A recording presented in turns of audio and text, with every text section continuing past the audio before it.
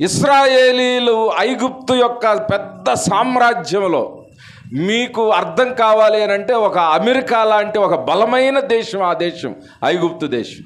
దాంట్లో ఒక మూలన ఇశ్రాయేలీలు ఒక గుంపుగా ఉన్నారు, కొన్ని లక్షల మంది ఉన్నారు. దాని పేరు గోషేను. చెప్పండి. అంటే ఎలా చెప్పాలంటే, ఇప్పుడు ఎనికేపాడు మొత్తంలో మీరున్న ఈ ప్రాంతం ఎలాగుందో, ఐగుప్తు దేశం అంతటిలో ఒక ప్రాంతంలో ఈ యాకోబు సంతతి వారు ఉన్నారు. ఫరో దగ్గరికి యోసేపు వాళ్ళ అన్నదమ్ముల్ని చూపించాడు. నా వైపు చూడాల, గట్టిగా నా వైపు చూడాల. ఫరో కరువు వచ్చింది, యాకోబు తన పిల్లల్ని పంపిస్తాడు ఆహారం కోసం ఐగుప్తుకి. ఐగుప్తులో ఆల్రెడీ యోసేపు రాజుగా ఉన్నాడు. వారు రావడం ఇదంతా మీకు కథ తెలుసు బాగా. వారు చివరిగా వచ్చినప్పుడు మొత్తం మంది 72 మంది ఫరో దగ్గర యోసేపు ఏం చెప్తాడంటే, అయ్యా మీరు గొర్రెల కాపరులుగా చెప్పండి అని చెప్పించి వారిని ఒక ప్రాంతంలో నైలు నదికి తూర్పు దిక్కున ఒక సస్యశ్యామలమైన ప్రాంతంలో వారిని పెట్టారు. ఒక రెఫరెన్సు చాలా ఉన్నా కానీ కొన్ని చూపిస్తాను నేను. ఆదికాండము 45వ అధ్యాయము 9-10. నీవు గోషేను దేశమందు నివసించేదవు. చాలు. 47:5-6. యోసేపును చూచి నీ తండ్రియు నీ సహోదరులను నీ యొద్దకు వచ్చి ఉన్నారు. ఫరో చెప్తున్నాడు, ఐగుప్తు దేశము నీ ఎదుట ఉన్నది. ఫరో రాజు యోసేపుతో చెప్తున్నాడు ఏమనంటే, అసలు రాజ్యం అంతా ఏనదైతే యోసేపుతో చెప్తున్నాడు, ఈ రాజ్యం అంతా నీ ఎదుట ఉన్నది.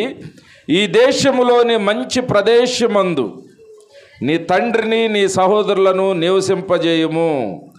గోషేను దేశములో వారు నివసింపవచ్చును. వారిలో ఎవరైనా ప్రజ్ఞ గలవారని నీకు తోచిన ఎడల నా మందల మీద వారిని అధిపతులుగా నియమించమని చెప్పాను. అంటే ఎక్కడున్నారు ఇప్పుడు ఇశ్రాయేలీలంతా? ఏ ప్రాంతంలో ఉన్నారు? ఐగుప్తు రాజ్యంలో. చెప్పండి, చెప్పండి గట్టిగా. ఏం 10వ సంవత్సరం పండగ అంత సప్పగడిగిపోయినట్టున్నారే, మళ్ళీ మొదటికి తీసుకెళ్తారేంది మందిరాన్ని? గట్టిగా చెప్పండి, మీకు రావాలి, ఈ పదం రావాలా. ఐగుప్తు దేశం రాజ్యంలో ఇశ్రాయేలీలు ఉన్న ప్రాంతం ఏది? గోషేను. ఫరో చెప్పాడంట యోసేపుకి, మంచి ప్రదేశంలో వారిని పెట్టుకో, వారిలో మంచి టాలెంట్ ఏమైనా ఉంటే నా మందల మీద కూడా వారిని అవసరమైతే అధికారులుగా పెట్టమని చెప్పాడు. సో మన అంశం గుర్తుపెట్టుకోవాలి, ఐగుప్తు దేశంలో గోషేను. చెప్పండి. ఇనికేపాడులో హరిజనవాడ అనుకోవాలా. చెప్పండి. ఐగుప్తులో గోషేను. చెప్పండి, గట్టిగా చెప్పండి. గోషేను. ఐగుప్తులో చాలా గందరగోళం జరిగిపోతూ ఉంది. వీళ్ళేమో మేము బయటికి వెళ్తామంటున్నారు. ఈ ఐగుప్తు మొత్తంలో వీళ్ళున్న ఒక ప్రాంతంలో వాతావరణం తేడాగా ఉంది. మిగిలిన ఐగుప్తు రాజ్యం అంతా వాతావరణం తేడాగా ఉంది. దేవుడు దిగొచ్చేసాడు మోషే దగ్గరికి. మోషే, నేను నిన్ను పంపిస్తున్నాను, వారిని విడుదల చేయి అని చెప్పినప్పుడు వారు మాటలా మొట్టమొదట ఒక సూచన చేశాడు. ఏమని చేశాడు? మోషే కర్రని ఫరో దగ్గరికి వెళ్ళాడు. పెద్ద రాజు, ఒక ప్రధానమంత్రి ఎంత పవర్ఫుల్గా ఉంటాడో అట్లాంటి ఒక ఫరో ఉన్నప్పుడు మోషే ఆ యొక్క రాజ దర్బారు దగ్గర నిలబడి ఫరోతో చెప్తున్నాడు, మా ప్రజలను పంపించేసేయి, మా దేవుడు చెప్పాడంటే. ఎవరైనా దేవుడు అని అంటే వెంటనే కర్రను వదిలిపెట్టాడు. ఈ కర్ర ఏమైద్ది? పాము. ఫరో అన్నాడు, ఇట్లాంటి చీప్ ట్రిక్స్ మాకు కూడా తెలుసు అని, అరే శకును గంటను పిలవండరా అన్నాడు. వాళ్ళు కూడా వాళ్ళ కర్రలను వదిలితే ఆ కర్రలన్నీ పాములైనాయి అంట. మోషే దగ్గర ఉంది ఒక కర్రే, వాళ్ళ కర్రలన్నీ పాములైతే ఈ కర్ర నిదానంగా మిగిలిన పాముల్ని మింగేసేసిందంట. మొదటి సూచన ఫరో పంపించడు వీళ్ళు. రెండవ సూచన ఇక మొదలైద్ది. ఇక మంచి పట్టులోకి వెళ్తుంది దేశమంతా. ఇక దేవుని ప్రజలకి ఐగుప్తు రాజ్యానికి ఒక పోరాటం స్టార్ట్ అయింది. దేవుడు చెప్తాడు మోషేతో, మోషే నేను నీకు తోడుగా ఉన్నాను, నిన్ను తరమాలనుకుంటున్నారు, నిన్ను ఇబ్బంది పెట్టాలనుకుంటున్నారు, నీ మాట వినకపోవచ్చు, ఫరో నీకు ఎదురు చెప్పొచ్చు, నీకు శిక్ష వేయొచ్చు, సైనికులు తెచ్చి నిన్ను బంధించు, ఏమైనా చేయొచ్చు, నేను నీకు తోడుగా ఉన్నాను, కమాన్ అంటే మోషే ఇక రాజ్యానికి ఎదురుగా వెళ్తా ఉన్నాడు. అందుకే మొదటి సూచన కూడా అక్కడ తీసుకొస్తాడు. తెగుళ్ళలో మొదటి తెగులు తీసుకొని వస్తాడు. 10 తెగుళ్లలో ఎవరైనా చెప్పగలరా? మొదటి తెగులు 7వ అధ్యాయం 20వ వచనం. 7వ అధ్యాయం 20వ వచనం.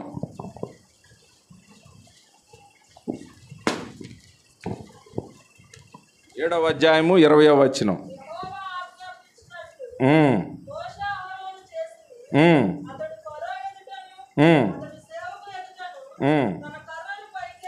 తన కర్రను పైకెత్తి నీళ్లను కొట్టగా రక్తముగా మారెను. మొదటి తెగులు గుర్తుపెట్టుకోండి.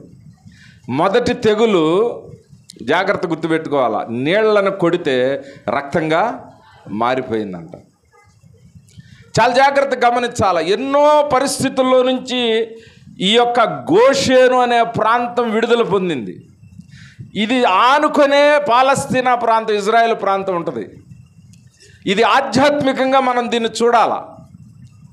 మనం కూడా ఈ లోకములో ఉన్నాం. లోకములో ప్రత్యేకంగా నివసిస్తున్న ప్రజలం. ఒక ఇల్లు దూరం ఉండొచ్చు, ఒక ఇల్లు దగ్గర ఉండొచ్చు, కానీ మనమంతా మందిర ప్రజలం. మందిర ప్రజలంగా మనము ఐగుప్తులో ప్రత్యేకించబడిన వారం, గోషేను వంటి వారం మనం కూడా. దేవుడు మన పక్షాన ఎలా కార్యాలు చేస్తాడో ఈ మందిరం ఆరంభించినప్పుడు ఉన్న పరిస్థితులు నేను ఊహించగలను. కొన్ని ఫోటోలు నేను చూసా. తాటాకులు కట్టున్నాయి పైన, పరదాలు కట్టున్నాయి పైన. ఆ ఎండ పడతా ఉంది. ఎండకి వానకి తడిచిన సంఘం ఇది, చలికి ముద్దైన సంఘం ఇది. నేను ఈ సంఘం గురించి ఆలోచిస్తున్నప్పుడు అక్కడ గోషేను ప్రాంతాన్ని కూడా నేను ఆలోచిస్తూ ఉన్నా. వారు కూడా రక్తాన్ని, నీళ్ళని రక్తంగా మోషే మారిస్తే ఫరో వెంటనే మా వాళ్ళు కూడా చేస్తారు రండి అని చెప్పి వాళ్ళని కూడా పిలిపించి వాళ్ళు కూడా కొడితే అది రక్తమైందంట. రెండవ తెగులు కప్పలను చేస్తాడు మోషే. 8వ అధ్యాయం 2వ వచనం. మీరు చదివితే లేట్ అయింది కాబట్టి నేను టకటకా చెప్పుకుంటూ వెళ్తా. వెంటనే ఫరో శకునగాండ్రను పిలిపిస్తాడు. శకునగాండ్రు పిలిపిస్తే వాళ్ళు కూడా కప్పలు తయారు చేస్తారు. మొదటి తెగులేంటి? రక్తంగా మారింది. రెండవ తెగులేంటి? కప్పలు నదుల్లో నుంచి పుట్టుకొచ్చి ఎక్కడ పట్టినా కప్పలేనంట. తినడానికి ప్లేటు పెట్టుకుంటే అన్నంలో కప్పు వచ్చేసేది. మైకు పెడదామంటే అక్కడ కప్పు ఉండేది. మౌత్ పెట్టుకుంటే కప్పు ఉండేది. ఫ్యానుల మీద, బీరువాల మీద, ఫ్రిడ్జ్లో ఎక్కడ చూసినా అక్కడ కప్పలు వచ్చేసేయంట. అంత భయంకరమైన తెగులు వస్తే ఈ ఫరో మా వాళ్ళు కూడా చేస్తారని చెప్పి మళ్ళా శకునగాండ్రను పిలిచి మళ్ళా వాళ్ళ చేత కూడా కప్పలు చేపిస్తాడని. నాకు కొద్దిగా ఆలోచన వచ్చింది. ఇక్కడ శత్రువు ఎంత వెర్రితనంగా ఉంటుందో మీరు చూడండి.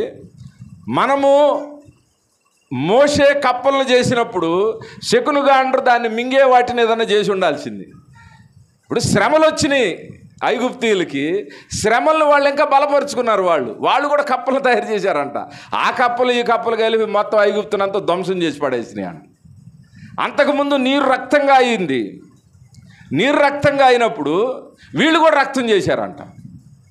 దానికి విరుగుడేసుకోవాలా? లోకములో మనకేదైనా శ్రమ వస్తే గోషేను ప్రజలం, మందిర ప్రజలం విరుగుడేస్తాం. కానీ ఎదుటి శత్రువుల్ని ఎలా దేవుడు చేస్తాడనేది నేను ఈ 10 తెగుళ్లలో నేను గమనిస్తూ వచ్చా. వారు కూడా దాని శ్రమను ఎక్కువ చేసుకున్నారంట. ఇంకా కప్పలను ఎక్కువ చేసుకున్నారంట, రక్తాన్ని చేసేసుకున్నారంట, వాళ్ళు కూడా చేసుకున్నారనంట. అలా చేసుకుంటూ వచ్చేసేస్తూ ఉన్నారు. మూడో తెగులు ధూళిని, నా వైపు చూడండి, ధూళిని కొట్టమని చెప్పాడు మోషేతోటి. ఆ కర్రతో ధూళిని కొడితే ఆ ధూళి ఏమైపోయింది? పేలుగా మారిపోయిందంట. 8వ అధ్యాయం 18, 8, 9 వచనాలు చూస్తే 18, 19 అప్పుడు శకునగాండ్రు అన్నారంట. నా వైపు చూడండి. మొదటి తెగులు చెప్పండి. మొదటిది. రెండోది చెప్పండి. మూడోది పేలు చేస్తే శకునగాండ్రు వచ్చేసారంట. వచ్చి చెప్పారంట, ఫరో చెప్పాడు మీరు కూడా చేయండి అన్నాడంట. చేస్తే వాళ్ళు మంత్రాలు వేస్తున్నారు కానీ పేర్లు రావట్లా.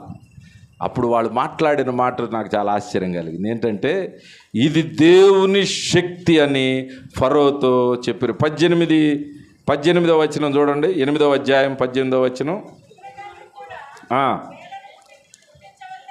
పేలను పుట్టించవలెనని అట్లు చేసిరి గాని అది వారి వలన కాకపోయెను. పేలు మనుష్యుల మీదను జంతువుల మీదను ఉండగా శకునగాండ్రు ఇది దైవ శక్తి అని ఫరోతో చెప్పిరి. దేవునికి స్తోత్రం కలుగునుగాక. 3వ తెగులు దగ్గర ఉన్నాం మనం. 3వ దగ్గరికి వచ్చేటప్పటికి ఆ చేతులు ఎత్తేసారు శత్రువులు. చాలాసార్లు కూడా ఈ సంఘ ఏర్పాటు మన జీవితంలో, ఆధ్యాత్మిక జీవితంలో కూడా గమనించండి. మొదట మీ జీవితంలో మీతో సమానంగా శత్రువు వస్తూ ఉంటాడు. వాడు కూడా డూప్లికేట్ చేస్తుంటాడు. మీ బిడ్డ పాస్ కాకపోతే, మీ బిడ్డ పాస్ అయితే ఇదిగో మావాడు కూడా పాస్ అయ్యాడని అట్లా తెస్తూ ఉంటారు వేరే వాళ్ళని కూడా. మీకు మేలు జరిగితే మీ జీవితంలో కార్యం, మా జీవితంలో కూడా కార్యం ఉంది చూడండి అని తెస్తూ ఉంటారు. దేవుని ప్రజలు కాని వారు కూడా ఇలాగే శత్రువుతో మన సమాంతరంగా వచ్చినట్టుగా ఉంటుంది. కానీ చూడండి, 10 తెగుళ్లలో 2వ తెగులతో వాళ్ళు ఆగిపోయారంట. 3వ తెగులు వచ్చేటప్పటికి వాళ్ళు ఒప్పుకుంటున్న మాట ఏంటో తెలుసా? ఇది దైవ శక్తే కానీ మరొకటి కాదు. దేవునికి స్తోత్రం కలుగును గాక. మోషే గురించి రాయబడిన మాటలు టైం లేదు కాబట్టి మీకు చెప్పలేకపోతున్నాను. మోషేని ఒక మాట చదువుతాను చూడండి, 4వ అధ్యాయం చూడండి. 4వ అధ్యాయం చివరి వచనం. యెహోవా ఇశ్రాయేలీయులను చూడవచ్చి తన బాధను కనిపెట్టెనను మాట జనులు విని తల వంచి నమస్కారము చేసిరంట. 11:3 కూడా చూడండి. 11:3. యెహోవా ప్రజల ఎడల ఐగుప్తులకు కటాక్షము కలుగు చేసెను. అదిగాక ఐగుప్తు దేశములో మోషే అను మనుష్యుడు ఫరో సేవకుల దృష్టికిని ప్రజల దృష్టికిని మిక్కిలి గొప్పవాడు ఆయన. దేవునికి స్తోత్రం కలుగును గాక. ఇలాంటి గోషేను ప్రజల పక్షాన నిలబడ్డ మోషేని దేవుడు ఏం చేశాడంటే వాళ్ళందరి ముందు, రాజు ముందు, వారి సైనికుల ముందు, ఇశ్రాయేలీల ముందు, అందరి ముందు గొప్పవాడిని చేశాడంట. బాగా నేను ఆపరేషన్ చేస్తా, గుండె ఆపరేషన్లు, నా దగ్గరికి వస్తారా వేరే వాళ్ళ దగ్గరికి వెళ్తారా మీరు? లేదయ్యా మా ఇంటి పేరుట వేరే డాక్టర్ ఉన్నాడని వెళ్ళి ఆడ గోపించుకుంటారా? ఏమ్మా వెళ్తారా? లేదు నేను లోన్ రోజుకు ఒక్కొక్క మనిషికి ₹1,00,000 ఇస్తాను, పొద్దున్నే 10ంటికి ఉండాలన్నా అనుకో, మీ ఇంటి పేరుటోళ్ళు 10,000 ఇస్తా అన్నారు. మీరు ఎక్కడ నిలబడతారు? నా దగ్గర నిలబడతారు, అటు నిలబడతారా? ఏది మేలో అటువైపు వెళ్తాం మనం. ఒక దేవుని సేవకుడు ఆత్మీయంగా నడిపిస్తున్నప్పుడు వీటన్నిటినీ తెంచుకొని వచ్చేటువంటి పరిస్థితులు మనకు ఉండాలి. మోషేను గొప్పవాడిగా చేశాడంట.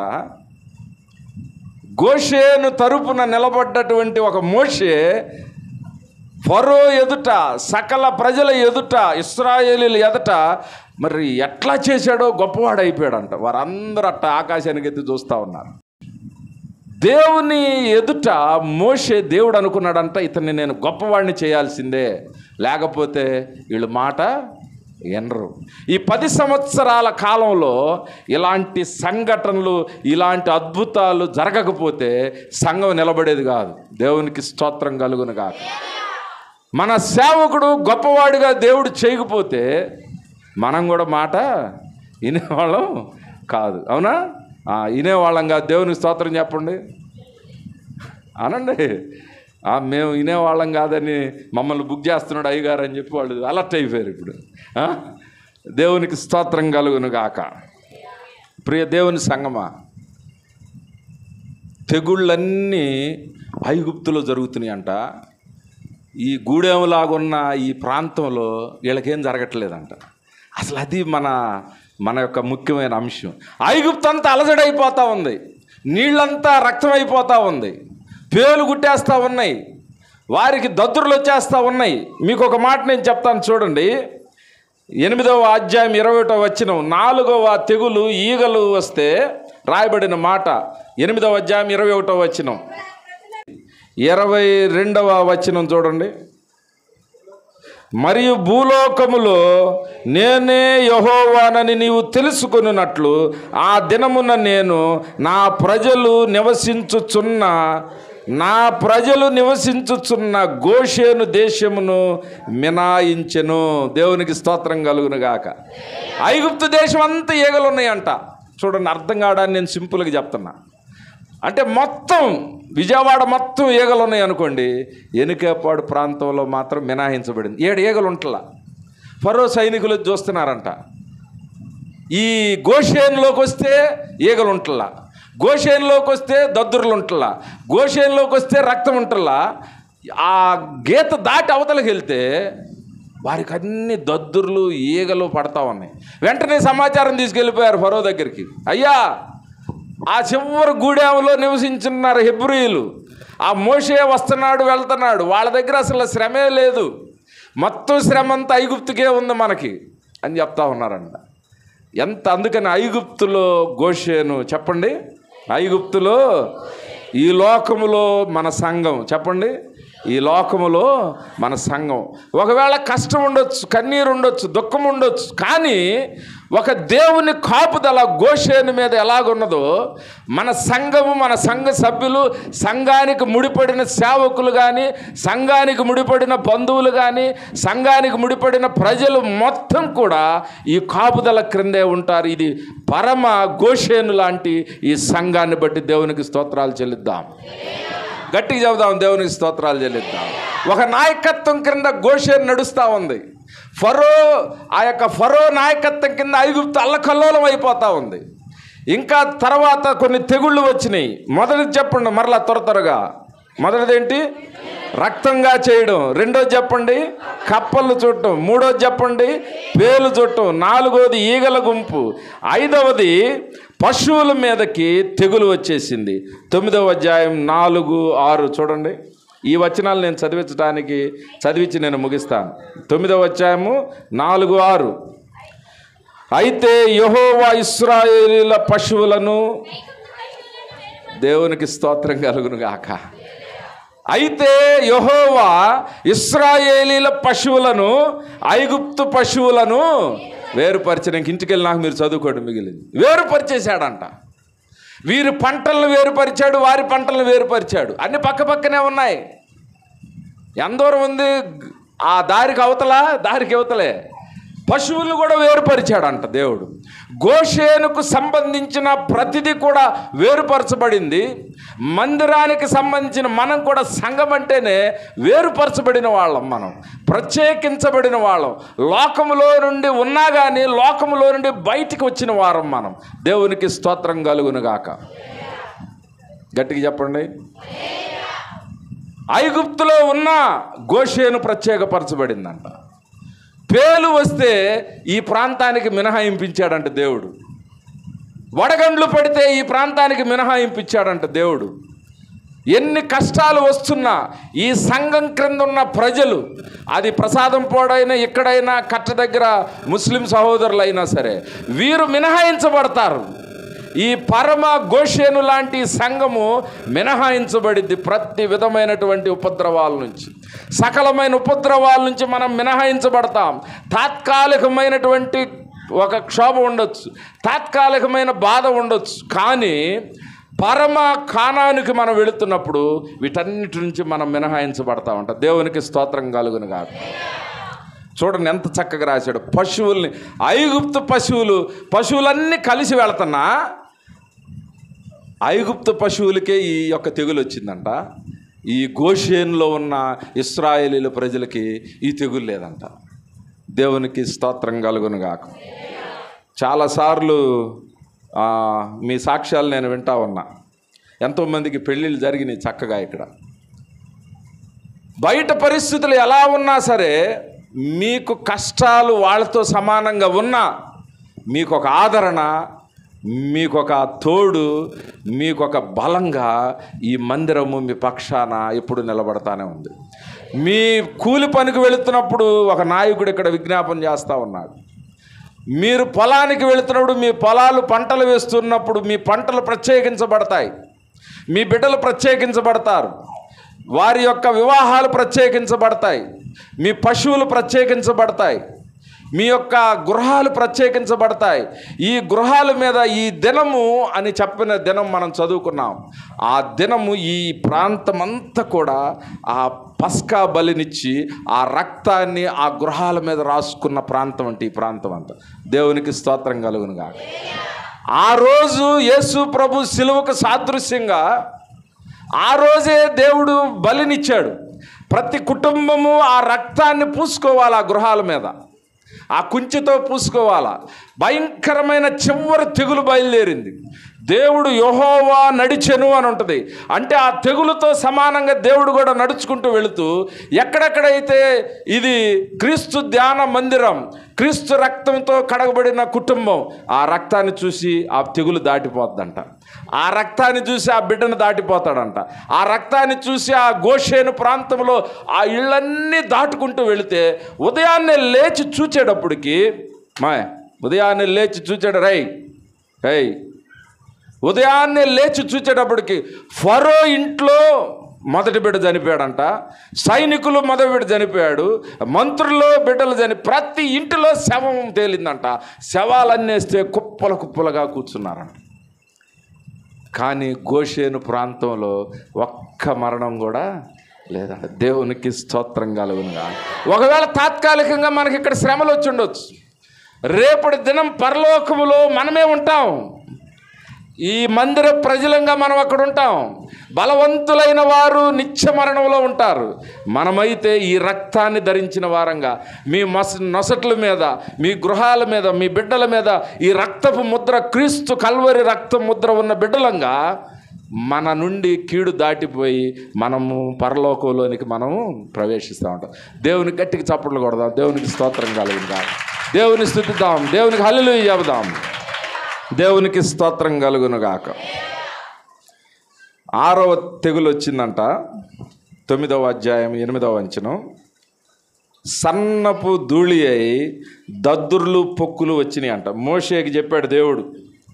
ఫరో ఎంతకు పంపించటల్లా, మోషేకి చెప్పాడు దేవుడు, కర్రతో ధూళిని కొట్టేసానంటే ఆ సన్నని ఆ యొక్క అవపు బుగ్గి, ఆ బూడిద లాంటిది తీసుకొని గాల్లో వేస్తే అదేమైందంటే సన్నపు ధూళి అయి పొక్కులను దద్దుర్లను 9:11 చదవండి. అప్పుడు అది ఐగుప్తు దేశమంతటా సరిగ్గా చదవట్లా 9:11 ఆ దద్దుర్ల వలన శకునగాండ్రు, జాగ్రత్తగా వినాల, దద్దుర్లు వచ్చేస్తున్నాయి అందరికీ. శకునగాండ్రు వచ్చారు, ఇప్పుడు మాట్లాడుతున్నారు. శకునగాండ్రు మోషే ఎదుట నిలవలేకపోయిరి. దేవునికి స్తోత్రం చెప్పండి. ఎవరైతే శ్రమలకి కారణమయ్యారో, రక్తాన్ని చేశారు వీళ్ళు శకునగాండ్రు, పాముని చేశారు వీళ్ళు, పాములను వదిలారు వీళ్ళు, ఆ ఈగలను వదిలారు వీళ్ళు, వీళ్ళకు కూడా దద్దుర్లు రావటం స్టార్ట్ అయిపోయిందంట. ఇక్కడ ఎవరైతే కారణంగా ఉంటారో సంఘాన్ని ఇబ్బంది పెట్టడానికి, సంఘ సభ్యుల్ని ఇబ్బంది పెట్టడానికి, క్రీస్తు సంఘాన్ని నాశనం చేయాలని పూనుకున్నవారు ఎవరైనా సరే, ఒకవేళ అందరితో పాటు కాదు, అధికారంలో ఉన్నవారైనా సరే, ప్రభువు వారికి కూడా దద్దుర్లు పుట్టించే దేవుడు. దేవునికి స్తోత్రం కలుగునుగాక. ఎవరి ద్వారా అయితే ఈ యొక్క మ్యాజిక్లు చేస్తున్నారో వాళ్ళకు కూడా దద్దుర్లు ఎత్తేసినాయి అంట. దాన్ని స్పష్టంగా రాయబడింది అక్కడ. శకునగాండ్రకు కూడా దద్దుర్లు వచ్చేసినాయి. ఇక వాళ్ళు చేతులు ఎత్తేసారు, అయిపోయిందిరా బాబు అని. అందుకనే ఏం జరుగుతుందంటే ఆ యొక్క 9వ 7వ ఆ యొక్క తెగులు దగ్గరికి చూడండి. వడగండ్లు 9వ అధ్యాయం 18వ వచనం.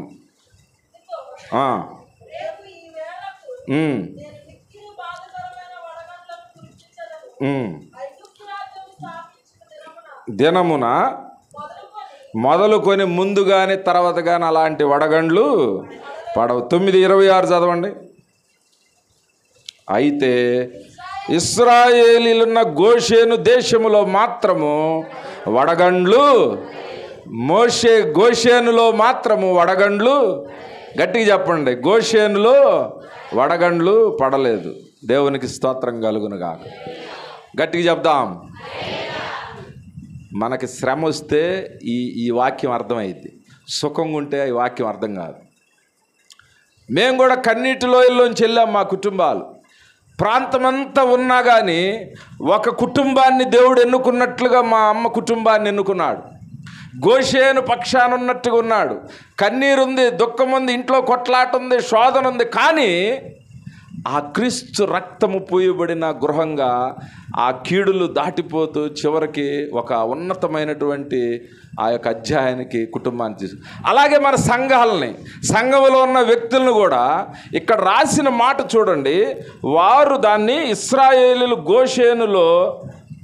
గోషేను ప్రదేశంలో మాత్రము వడగండ్లు పడలేదు. ప్రత్యేకపరిచాడు. మీరు దీన్ని ఇలా ఊహించాలా. చూడండి, అన్ని చోట్ల గందరగోళం అయిపోతూ ఉంటే గోషేను ప్రాంతం చాలా నెమ్మదిగా ఉండారంట. తర్వాత తెగులు చీకటి వస్తే ఈ చీకటి ఫరో రాజు తన చేయి ఎత్తితే ఈ చేయి కనపడతలా చీకటికి. అంత భయంకరంగా ఉంది చీకటి. ఎదురు మనిషి ఉన్నా కనపడటం లేదు. బైబిల్లో రాయబడిన మాట టైం అయిపోతుంది, మీరు వెళ్ళి చదవండి తర్వాత. అయితే గోషేనులో చక్కగా వెలుగుతో నింపబడి ఉందంట. దేవునికి స్తోత్రం కలుగునుగా. ఐగుప్తులో తెగులు ఉంటే గోషేనులో తెగులు లేనటువంటి ఒక సమాధాన స్థితి ఉన్నదంట. గోషేన్ అంటే అర్థం ఏంటంటే కంఫర్ట్, సమాధానము, సంతృప్తి ఉంటుందంట గోషేన్లో. మందిరము ఈ యొక్క ఆత్మీయ అర్థంలో గోషేన్ని మందిరంగా మనం చూస్తాం. మందిరంలో ఉన్న మన ప్రజలం, మందిరంలో ఉన్న మందిరానికి అంటుకట్టబడిన ప్రజలం మనం, రక్తానికి అంటుకట్టబడిన ప్రజలం మనం, పుస్తక ప్రజలం మనం, దేవుని వాక్య ప్రజలం మనము క్రీస్తు రక్తానికి ముడిపెట్టబడిన ప్రజలం మనము గోషేనులో నివసించే ప్రజలం మనం. ఈ 10 సంవత్సరాల కాలంలో ఎన్నో ఎదురు దెబ్బలు తగిలినాయి. మోషేకి కూడా ఎదురు తిరిగారు సొంత ప్రజలు కూడా. ఫరో ఎదురాడుతూ ఉన్నాడు. మీ దేవుని దాసుడు పడిన వేదన, కష్టం, ఇవన్నిట్లో మీరు పైనుంచి ఆలోచించాల్సింది ఎందుకు తెలుసా? ఈ ప్రాంతం మీద, ఈ గోషేను అనే ప్రాంతం మీద దేవుని ప్రణాళిక ఉన్నదని మనం గమనించాలి. ఈ ప్రాంతం విడుదల చెందాలని దేవుని ప్రణాళిక ఉంది. మనం లెక్కాజాము లేకుండా ఉంటాం చాలాసార్లు. ఏముందిలే అనుకుంటాం మనం చాలాసార్లు. సేవకునికి ఎదురు తిరుగుతాం చాలాసార్లు. తుస్కారంగా మాట్లాడేస్తాం చాలాసార్లు. ఇవన్నీ ఉన్న మోషే అన్నిటినీ భరించాడంట. అందుకనే మోషేకున్న పేరేంటో తెలుసా? సాత్వికుడు. ఒక్కొక్కసారి దేవుని కోపం వచ్చి ఇశ్రాయేల్ మోషేను తప్పుకో, నేను మొత్తాన్ని సంహరిస్తానన్నాడు. అనేక సందర్భాల్లో దేవుడు ఇశ్రాయేలీల్ని సంహరించడానికి వస్తే ఈ నాయకుడిలో ఉన్న గొప్పతనం ఏంటో చూడండి. దేవునికి అడ్డుపడ్డాడంట. అయ్యా, అవసరమైతే నా పేరు తీసే కానీ వాళ్ళ మాత్రం నువ్వు ముట్టుకోవడానికి వీల్లేదు. ప్రియ దేవుని సంగమా, మనము గోషేను ప్రజలం. ఐగుప్తు అల్లకల్లోలం అయిపోతూ ఉందంట. ఎంతటి వారైనా వారింట్లో మరణం ఉంది, వారింట్లో దుఃఖం ఉంది, వారింట్లో వేదన ఉంది, వారింట్లో శోధన ఉంది, వారింట్లో ఈగలు ఉన్నాయి, వారింట్లో దద్దుర్లు ఉన్నాయి, వారి పశువులు నాశనం అయిపోతూ ఉన్నాయి, వారి వ్యాపారాలు దెబ్బతింటూ ఉన్నాయి. కానీ దేవుని రక్తము అద్దబడినటువంటి ఆ గుమ్మాలు మాత్రం అన్నిటినీ దాటుకుంటూ వెళ్ళిపోతూ ఉందంట. గాక తెగులు లేని మందిర ప్రజలముగా ఇక మనం ముందు ఉందుగాక. అందుకని చివరి మాట నేను చదివించాను. నేను త్వరగా నేను ముగిచ్చేస్తాను. చివరి మాట ఏం చదివించాను చూడండి. 14వ అధ్యాయంలో 14:15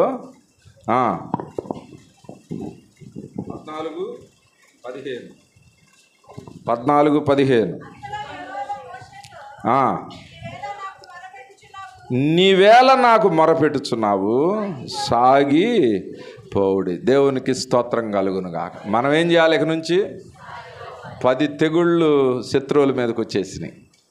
ఇక ముందేంటో తెలుసా? అద్భుతాలు జరుగుతాయి. మన మందిరము ఈ గోషేను కదులుతుంది, ప్రయాణం చేస్తూ ఉంది.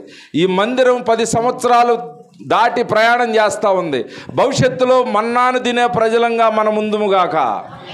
భవిష్యత్తులో బండలో నుండి నీళ్లను రుచి చూసే మందగా మనం ముందుముగాక.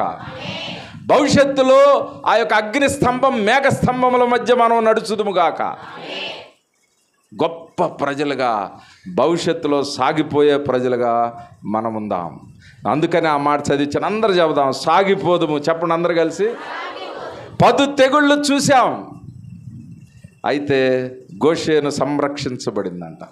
గోషేనులో చీకటి లేదు, గోషేనులో తెగులు లేదు, గోషేనులో మరణం లేదు. మన మందిర ప్రజలము మరణము లేని, తెగులు లేని, చీకటి లేని ప్రాంతమైన పరలోకములో ఆ ప్రభువుతో భవిష్యత్తులో మనందరం ఉంటాం. గట్టిగా దేవునికి చప్పట్లు కొడదాం, దేవుని మహింపరుద్దాం, దేవునికి స్తోత్రం కలుగును గాక. అందుకనే మనం సాగిపోదాం. ఎంత కష్టమైనా సాగిపోదాం, ఎంత ఇబ్బంది అయినా సాగిపోదాం. ఎందుకో తెలుసా? ఈ యొక్క ప్రాంతము, ఈ యొక్క మీ కుటుంబాలు, మీ నొసట్ల మీద క్రీస్తు రక్తము అద్దబడిన ప్రజలంగా మనం ఉన్నాం. ఆ రక్తాన్ని ఆశ్రయించాం మేము. ఈ రక్తము ఒకవేళ లేకపోతే అది ఇశ్రాయేలీలైనా సరే వాళ్ళ ఇంట్లో మరణం చూసేవాళ్ళం. అందుకనే మనం క్రీస్తు రక్తాన్ని ఆశ్రయించే వారంగా ఉండాలి. 10 సంవత్సరాలు మనల్ని రక్తమే కాపాడింది, అధికారులు కాదు. నీకు అప్పులున్నాయి, వేదన ఉంది, ఇబ్బంది ఉంది, మరణం ఉంది.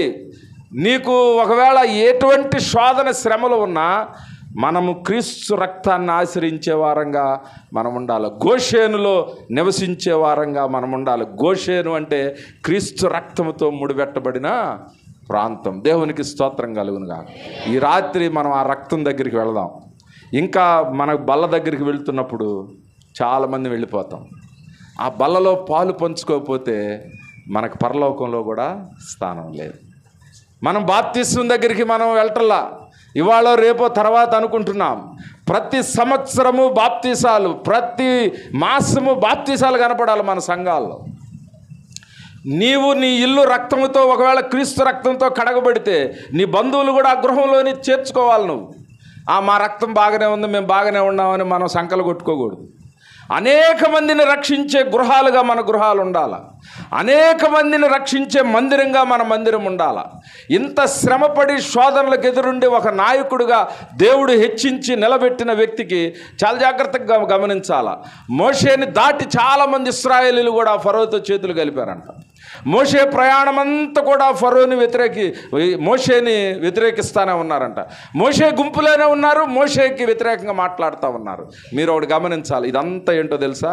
దేవునికి వ్యతిరేకం, మోషేకి కాదు ఇది వ్యతిరేకం. సేవకునికి వ్యతిరేకం, ఇది మోషేకి కాదు వ్యతిరేకం. రాజశేఖర్ గారికి వ్యతిరేకం, లేకపోతే సంఘానికి వ్యతిరేకం మీరు అనుకుంటున్నారా? కాదు. ఆ దేవుని శక్తిది. ఆ శక్తికి వ్యతిరేకంగా మనం ఉంటే నలిగిపోతాం మనం. అందుకనే ఆ రక్తం క్రిందకి మనం వెళ్ళిపోవాలి. తెలివి కలిగిన వాళ్ళం అయితే ఏం చేయాలి తెలుసా? ఎక్కడైతే ప్రొటెక్షన్ ఉందో అక్కడికి వెళ్ళిపోవాలి. మనము గోషేను, ఐగుప్తులో చెప్పండి, ఐగుప్తులో గోషేను ప్రజలము చెప్పండి, లోకములో సంఘ ప్రజలము, క్రీస్తు రక్త ప్రజలము, తెగులు లేని ప్రజలము, చీకటి లేని ప్రజలము, సమాధానముతో ఉన్న ప్రజలము. ఏం చేయాలి? మనం సాగిపోదాం.